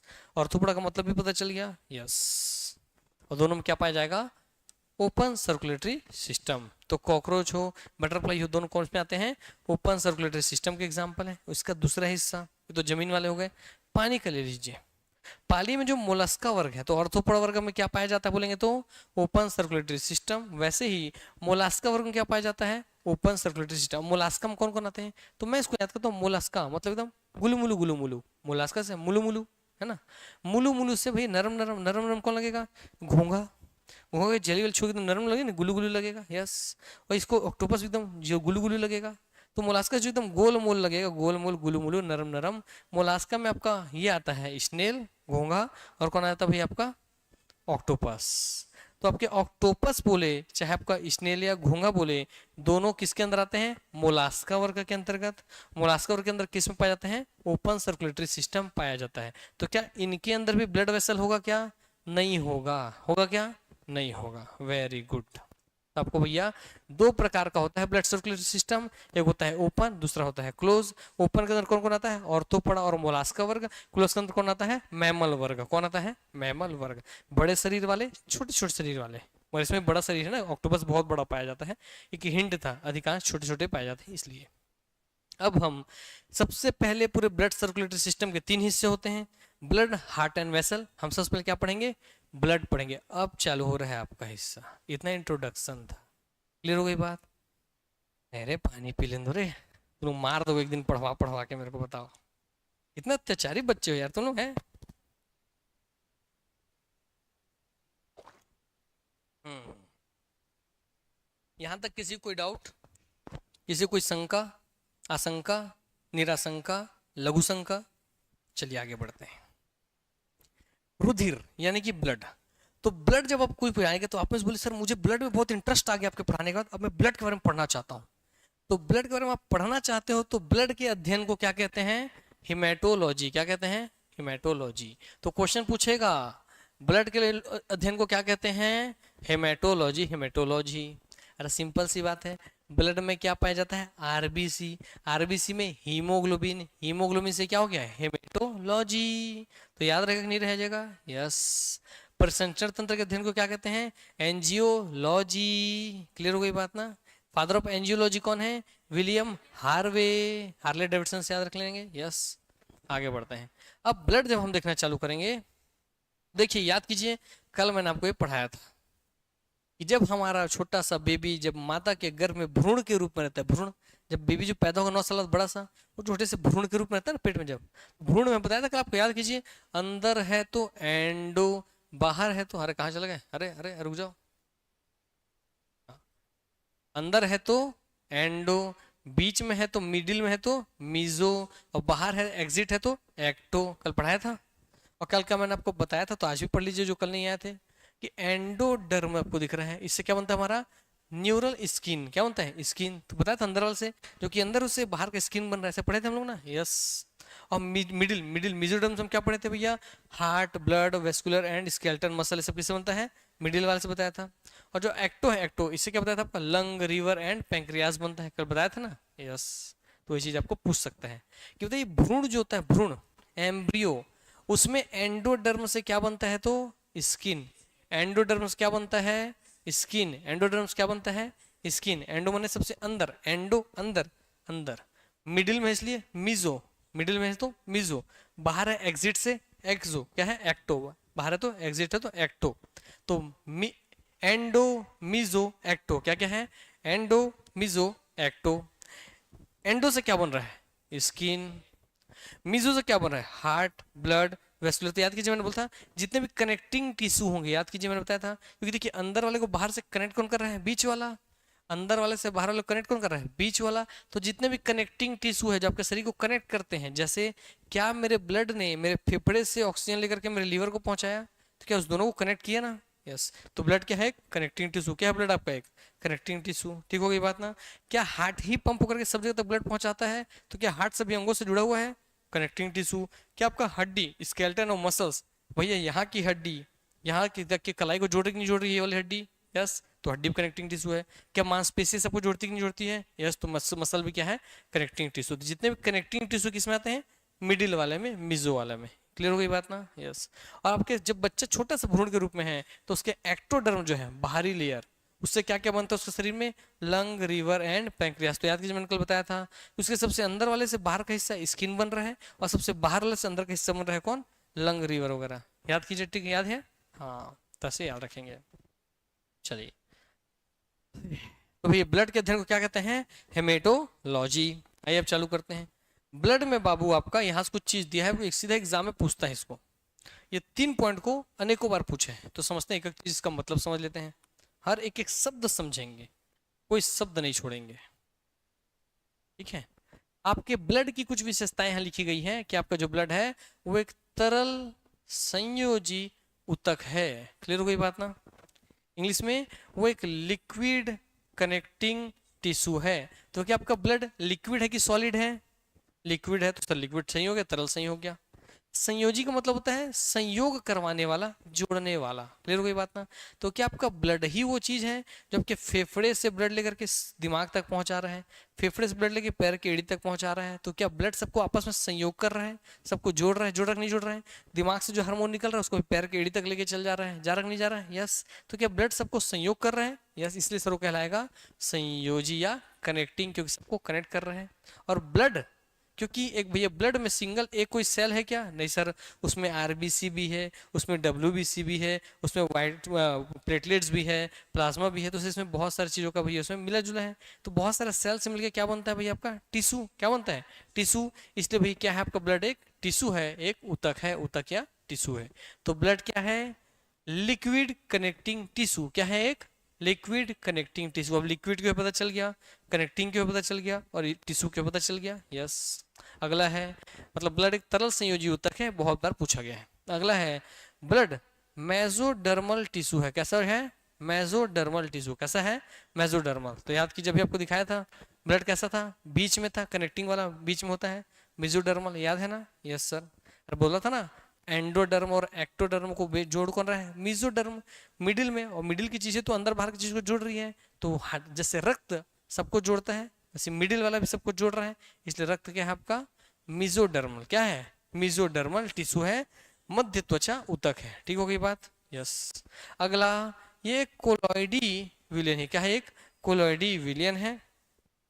कोलॉइडल विनियल, कोलॉइडी विलियन है। क्या है आपका? एक कोलॉइडल। अभी जो कोलॉइडी क्या होता है ना, आपका यौगिक क्या होता है, कंपाउंड क्या होता है, मिक्सचर क्या होता है, ये केमिस्ट्री का हिस्सा है। ठीक हो गई बात ना? यस। तो इसको केमिस्ट्री में आप लोग क्लियर करेंगे। ठीक, मगर मैं फलकल का बता देता हूँ। अब आपसे क्वेश्चन पूछ लेगा, बताइए आपका जो ब्लड है वो मिक्सचर है, वो कंपाउंड है? बताइए, दोनों में सूत्रधार बताइए। ये ब्लड इज ए मिक्सचर और कंपाउंड। कंपाउंड मतलब यौगिक होता है, यौगिक माने एक से अधिक चीजों का योग। कंपाउंड है, कंपाउंड में यौगिक है। ठीक है, और बताइए, जिसको जो मन में आ रहा है बोलो, कोई दिक्कत थोड़ी है, मारता थोड़ी वहां से किसी को मारा हूँ। हाँ, वो परसों एक लड़का बैठा था पीछे, तो उसका सर फाड़ दिया था मार के, यहाँ से फेंक के मारा तो फट गया बेचारा गलती से। ऐसा नहीं क्यों है यार, कभी मत डरो। बताओ, यौगिक? ठीक है, गलत जवाब। ब्लड क्या है? मिक्सचर है। ब्लड मिक्सचर है क्या? इसका मतलब ये होमवर्क है, लिखो होमवर्क, कल पता करके आना है। ब्लड इज ए मिक्सचर और कंपाउंड। देखिए, ब्लड इज ए मिक्सचर और कंपाउंड। ठीक है, पहला होमवर्क, छोटे छोटे होमवर्क दूंगा हर दिन। दूसरा लिखिए, आपसे कल पूछूंगा मैं, व्हाट इज कोलॉइडी? कल आप बताएंगे डिफरेंस बिटवीन, ये लिखिए व्हाट इज कोलॉइडी। आप बताएंगे कोलॉइडल मिक्सचर क्या होता है। ठीक है बात ना? कोलॉइडल मिक्सचर क्या होता है, इसका मतलब कोलॉइड भी मिक्सचर का एक प्रकार है। ठीक है? हाँ, जान रहे हो, वेरी गुड। ठीक है, तो कल क्या बात करके आना है, कोलॉइडी क्या होता है, समझो क्या होता है कोलॉइडी। तो वैसे आपका ब्लड भी है। ठीक है ना? यस। ये आगे बढ़ते हैं। आपके ब्लड में देखिए, आपके ब्लड में वाटर होता है, बोलेंगे हाँ होता है। क्या होता है? वाटर होता है। और क्या होता है? ऑक्सीजन होता है। और क्या होता है? कार्बन डाइऑक्साइड होता है। और क्या होता है? विटामिन होता है। और क्या होता है? मिनरल्स होता है। और क्या होता है? ग्लूकोज होता है। और क्या होता है? Waste material. वेस्ट मटेरियल क्या होता है? Waste material. और क्या होता है? आयंस होता है। और क्या होता है? हार्मोन्स होता है। और क्या होता है? सेल्स होते हैं। और क्या होता है? कार्पोसल्स होते हैं। क्लियर हो गई बात ना? तो इसमें से ऑप्शन देगा, इनमें से कौन सी चीज ब्लड में नहीं पाई जाती है, कौन सी पाई जाती है, तो बता देंगे। आपके भैया ब्लड में वाटर रहेगा, हार्मोन रहेगा, विटामिन रहेगा, मिनरल रहेगा, ग्लूकोज रहेगा। क्लियर हो गई बात ना? यस। आइए आगे बढ़ते हैं। अगला जब आप रक्त की ओर जाएंगे तो पहला ही क्वेश्चन आपसे पूछेगा, ये देखिए मैं ध्यान से यहाँ दिखाता हूँ, ठीक है। ये आपका क्या है? हड्डी। क्या है आपका? हड्डी। तो मालूम है यहाँ का हड्डी से निकाल दिया, ऐसे लगा के यहाँ लगा दिया, ऐसे करके डाल दिया। तो पूछेगा भाई बताइए, मानव शरीर में ब्लड तो सब जगह घूम रहा है, तो ब्लड बन कहाँ रहा है? हाँ कहाँ बन रहा है? वेरी गुड, आपको दिया जाता है 500 रुपया माइनस। कहा बनता है भैया? बोन मैरो में। कहा बनता है? बोन मैरो, अस्थि मज्जा। क्या बोलते हैं? अस्थि मज्जा। अब अस्थि मज्जा क्या है सर? तो अगर मेरे हाथ को, हड्डी जो मैं हाथ डाला हूँ, इसको ऐसे बीच से चाकू से काटूंगा, खचाक, ठीक है, तो इसे खचाक से काटूंगा, तो भाई जो चिकन मुर्गी मटन खाए वो देखे होगे इसको रियल में, आपको हड्डी के अंदर दिख रहा है स्पंज, एकदम छोटे छोटे छोटे छेदा जैसा हिस्सा दिख रहा है, पूरा दिख रहा है, तो उसे बोलते हैं स्पंज। क्या बोलते हैं उसे? स्पंज जैसी संरचना। तो हड्डी को काटने से अंदर जो स्पंज जैसी संरचना पाई जाती है उसे कहते हैं बोन मैरो। क्या बोलते हैं उसे? Bone marrow. अस्थि मज्जा। क्या बोलते हैं? अस्थि मज्जा। उसी अस्थि मज्जा में बनता है आपका ब्लड। क्या बनता है? ब्लड। हमारा बात है क्वेश्चन दूसरा, बोलेगा वयस्क शरीर में ब्लड कहाँ बनता है, तो क्या बोलेंगे? वयस्क शरीर, बड़े शरीर में ब्लड कहाँ बनता है? क्वेश्चन घूम गया। ब्लड कहाँ बनता है? अस्थि मज्जा, बोन मैरो। वयस्क के बड़े शरीर में कहाँ बनता है? एडल्ट बॉडी में कहाँ बनता है? अस्थि मज्जा में ही बनता है रे बाबा, ठीक है। मगर छोटे बच्चे में कहाँ बनता है? Question change, answer change. इसलिए जहां क्वेश्चन घुमाएगा एग्जाम में सब जगह टोक रहा हूं, ध्यान रखना है, क्योंकि छोटे बच्चे की तो हड्डी सर छोटी छोटी है, इतना सा बच्चा पैदा हुआ बेचारा, उसका हड्डी इतना छोटा छोटा, कैसे ब्लड बनेगा? तो जब बच्चा छोटा छोटा है, न्यू बॉर्न बेबी है, छोटा सा बेबी है, उस समय उसके शरीर में ब्लड कहाँ बनता है? नहीं पता ना? स्प्लीन या प्लीहा में। कहाँ बनता है? स्प्लीन या प्लीहा। कहाँ बनता है? इंग्लिश में स्प्लीन, हिंदी में प्लीहा। कहाँ बनता है? स्प्लीन या प्लीहा में बनता है। और साथ में अगर स्प्लीन प्लीहा ऑप्शन में ना हो तब क्या करेंगे सर? तो लीवर लेंगे। क्या आंसर? लीवर। इसका मतलब छोटे बेबी में ब्लड कहाँ बनता है? Spleen and liver. कहाँ बनता है? Spleen and liver. कहाँ बनता है? Spleen and liver. और बड़े लोगों में, घोड़े लोगों में कहाँ बनता है? हड्डी के अस्थि मज्जा में। कहाँ? हड्डी के अस्थि मज्जा में। कौन कौन नॉन वेजिटेरियन, हाथ उठाइए। कौन कौन नॉन वेजिटेरियन आप में से कौन कौन नॉनवेज खाता है, हाथ उठाओ। एक, दो, तीन, हाँ। तो आप लोग हड्डी कभी काट के दिखाओगे ना, तो जब हड्डी आप काटे हो तो उसके ऊपर अंदर लाल लाल भर रहता है ना, उसी के अंदर ब्लड बनता है बाबू। ठीक हो गई बात ना? हाँ, ध्यान रखने का, वेरी गुड। तो अब जो नहीं खाते हैं वो भी कल से खाना चालू कीजिए ताकि आपको पता चल सके, ऐसा नहीं है, पढ़ के भी सीख सकते हैं। देखिए इसी जो छोटे छोटे छिद्र है, इसको मैं ऐसा जूम किया, तो जूम किया तो आपको कुछ ऐसे दिख रही है, स्पंज जैसी संरचना दिख रही है, ऐसा पूरी जाली जैसी संरचना दिख रही है, ठीक नहीं दिख रही है? तो आपके हड्डियों को जब काटेंगे उसके अंदर छोटे छोटे छेद हैं, उसको जूम करेंगे तो ऐसा हिस्सा आपको दिखाई देगा। इसे क्या कहते हैं बताइए? ट्रेबिक्यूले। क्या कहते हैं इसे? ट्रेबिक्यूले। क्या कहते हैं? ट्रेबिक्यूले। क्या बोल रहे हैं इसे? ट्रेबिक्यूले। यस, याद रखेंगे। देखिए अब आपको हड्डी का थोड़ा पढ़ा देते हैं यहीं पर। हड्डी को जब मैंने छील दिया था खचाक से, तो हड्डी के अंदर ऐसा कुछ हिस्से तक आपको येलो येलो वाला हिस्सा दिख रहा है, दिख रहा है? इसे क्या बोलते हैं? Yellow marrow. क्या बोल रहे हैं इसे? Yellow marrow. और जहां ये लाल लाल दिख रहा है इसे क्या बोल रहे हैं? Red marrow. तो पूछेगा शरीर में येलो मैरो, पीला मज्जा कहाँ पाया जाता है? येलो मैरो में। कहाँ पाया जाता है? येलो मैरो में। और रेड मैरो कहाँ पाया जाता है? ये भी हड्डी में ही पाया जाता है। क्लियर हो गई बात? दोनों का उपयोग अलग अलग है, दोनों का काम भी अलग अलग है, आगे हम लोग उसको देखेंगे हड्डी वाले हिस्से में। क्लियर हो गई बात ना? आइए आगे बढ़ते हैं। और जो जाली संरचना इसको क्या बोलते हैं? Spongy bone. क्या बोलते हैं इसे? Spongy bone. याद रखेंगे। आपके हर हड्डी के अंदर दिख रहा है पतली पतली रक्त केशिकाएं आई हुई है, मोटा मोटा फिर से निकली हुई पतली पतली दिख रही है। इस तरीके से रक्त केशिकाएं ही आपके हड्डी को भी भैया पोषण पहुंचाती है, ऊर्जा बनाने के लिए ऊर्जा देती है, ग्लूकोज और ऑक्सीजन। समझ में आ गई बात ना? इस तरीके से हड्डी विकास करता है नर्व्स के माध्यम, ये आपका ब्लड कैपिलरी के माध्यम से। आपकी हड्डी को तोड़ूंगा तो आपको दर्द होगा कि नहीं होगा? होगा। तो हड्डी में दर्द किसकी मदद से होता है? ये नर्व की मदद से। किसके? नर्व। तो उसमें ग्लूकोज ऑक्सीजन कौन पहुंचा रहा है? Blood vessel. आपको सेंस हर चीज फीलिंग कौन करा रहा है? नर्व करा रहा है, तंत्रिकाएं करा रही हैं। यस। और नर्व ब्लड वेसल से अलग होती हैं, ध्यान रखेंगे ये बात। जो लाल और नीला है वो क्या है? Blood vessel. जो पीला पीला है वो कौन है? नर्व है। क्लियर हो गई बात ना? यस। अब बोलेगा भाई आपका बताइए कि येलो मैरो कहाँ पाया जाता है? तो हड्डी के मिडिल हिस्से में कहाँ पाया जाता है? मिडिल में येलो मैरो पाया जाता है। और रेड मैरो कहाँ पाया जाता है? कॉर्नर वाले हिस्से में। कहाँ पाया जाता है? कॉर्नर वाले हिस्से में। क्लियर हो गई बात ना? यस। पाया तो सब जगह जाता है मगर कम मात्रा में। मेजरली कहाँ पाया जाता है? इसमें बाहरी बाहरी हिस्से में। बाकी इसमें बीच में क्या पाया जाता है? Yellow marrow. क्या पाया जा रहा है बीचों बीच? Yellow marrow. क्या पा रहे हैं? Yellow marrow. अब ये जो अंदर का लेयर इसका बोल रहे हैं एंडोस्टियम। क्या बोल रहे हैं इसे? एंडोस्टियम। याद रखेंगे। और देखिए इस बीच कैसे क्योंकि चपटा हुआ है, चपटा ना हड्डी, ये फूला हुआ है, देखिए इधर वाला रहेगा कुछ फूला हुआ रहेगा, बीच का चपटा हिस्से से इसे बोल रहे हैं कॉम्पैक्ट बोन। क्या बोल रहे हैं इसे? Compact bone. यस। आइए और लास्ट समझिए, ये आपका मुंडी था, ये लास्ट में पैर था, तो पैर से बोलेंगे पेरियोस्टेनम। क्या बोलेंगे? पेरियोस्टेनम। हालांकि इतना जरूरत नहीं है आपको पढ़ने का, अब समझ लो। इसको ध्यान से देखो, जब कभी आप मम्मी पापा बनेंगे तब ये डायग्राम आपको समझ में और अच्छे से आएगा, इसलिए आज ही समझ लो। कैसे? देखिए, जब मैं छोटा बेबी था बड़ी शरारत करता था, लॉलीपॉप खाता था, आगे नहीं बोलूंगा। तो देखो तब क्या होता था। ठीक है, तो भैया देखिए इस चीज को ध्यान से देखिए आप। इसको आप ध्यान से देखेंगे तो आपको दिखाई देगा सर ये जो दिख रहा है ये क्या है? एरोटा। एरोटा भी पढ़े थे, महाधमनी पढ़े थे। मतलब आपका जो बच्चा छोटा सा भ्रूण रहेगा तो ऐसे उसके अंदर आपको दिख रहा है भैया क्या है? ये एरोटा है। क्या पूरा ये? एरोटा है। क्लियर हो गई बात ना?